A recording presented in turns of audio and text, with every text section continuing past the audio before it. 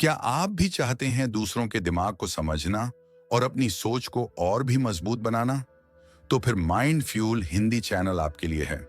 यहाँ आपको मिलती है मनोविज्ञान की गहरी समझ, जिससे आप जान सकें कि लोग क्या सोचते हैं, क्यों सोचते हैं।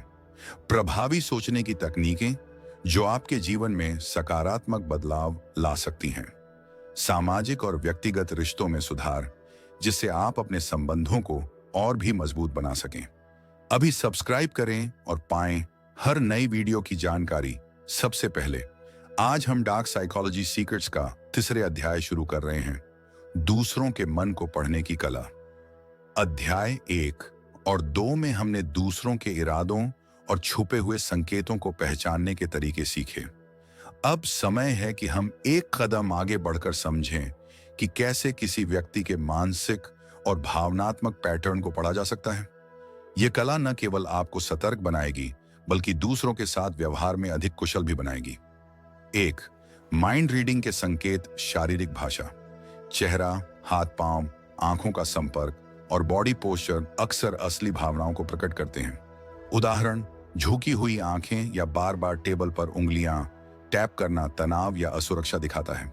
स्वर और टोन, बोलने की गति, आवाज का उतार चढ़ाव और शब्दों का चयन आपको उनकी मानसिक स्थिति का संकेत देता है। छोटी आदतें, बार बार वही वाक्य कहना या किसी खास शब्द का प्रयोग किसी छिपी हुई आदत या मानसिक स्थिति का संकेत हो सकता है। 2. मनोवैज्ञानिक पैटर्न की पहचान। प्रतिक्रियाओं का विश्लेषण, किसी विषय पर उनकी प्रतिक्रिया तुरंत दिखाती है कि वे सच में क्या सोचते हैं। आदतों और निर्णयों का निरीक्षण, कोई व्यक्ति बार बार कौन से निर्णय लेता है, यह उसके मानसिक और भावनात्मक ढांचे को समझने में मदद करता है। असामान्य व्यवहार पर ध्यान दें, जब कोई सामान्य पैटर्न से हटकर व्यवहार करता है तो उसके पीछे अक्सर छुपे उद्देश्य होते हैं। 3. ध्यान केंद्रित करना सीखें। सुनना परंतु अनुमान लगाना, सिर्फ शब्दों पर ध्यान मत दें, उनकी भावनाओं और इशारों को भी नोट करें। धैर्य और अवलोकन, जल्दी निष्कर्ष पर पहुंचना अक्सर भ्रम पैदा करता है।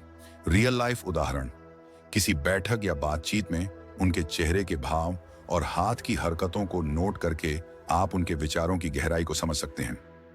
4. अभ्यास से महारत, रोजमर्रा की बातचीत में दूसरों की छोटी छोटी आदतों और इशारों को नोट करें। अपने अनुमान को धीरे धीरे सही साबित होने वाले पैटर्न से मिलाएं। याद रखें, यह कला केवल दूसरों को समझने के लिए है, उनका नुकसान पहुंचाने के लिए नहीं। निष्कर्ष, माइंड रीडिंग की कला हमें दूसरों की मानसिक स्थिति और भावनाओं को समझने में मदद करती है।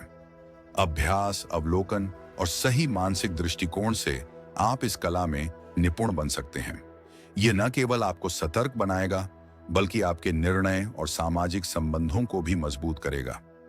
यह था डार्क साइकोलॉजी सीक्रेट्स का दूसरा अध्याय, दूसरों के मन को पढ़ने की कला। याद रखिए, यह केवल किताब नहीं है, यह जीवन बदलने का विज्ञान है। आप सुन रहे थे माइंड फ्यूल हिंदी।